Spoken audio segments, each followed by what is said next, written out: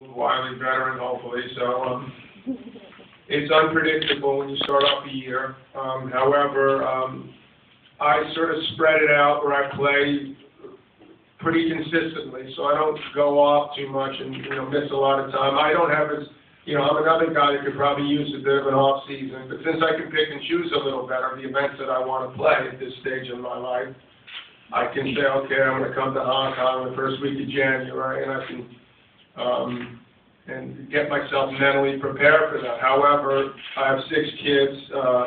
When we have Christmas priorities, you have family and Thanksgiving, and the weather is not quite the same in New York as it is here.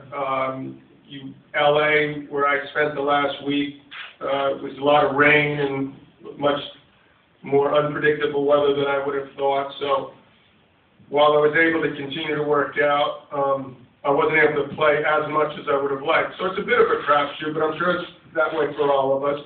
But I've been playing reasonably consistently the last 3-4 months. So I feel like I'm capable of winning or losing any match I play right now. Hopefully you'll see some magic, a little bit of fireworks, and some good play ultimately. And maybe I can do something, if not in the singles, maybe pull something out in the mixed doubles.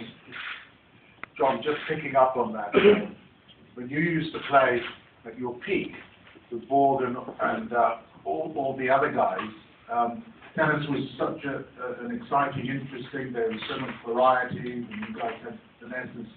Do you think it's too one-dimensional now, or do you think it's just the way the sport's evolved? Well, I think it's become more and more one-dimensional because of the technology and the physicality of it. However, I do think there's a turn going the other direction.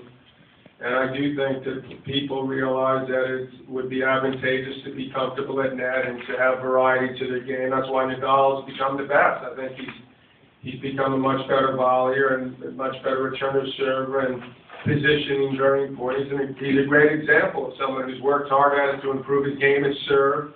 And I think that other players should take notice. And on a quick court, I don't know how quickly this court plays. I would love my style of play against any of these guys that are willing to stay back, and I think it makes it interesting. So I do think that down the road you'll see more guys. There's an example. He keeps points short. People don't like that.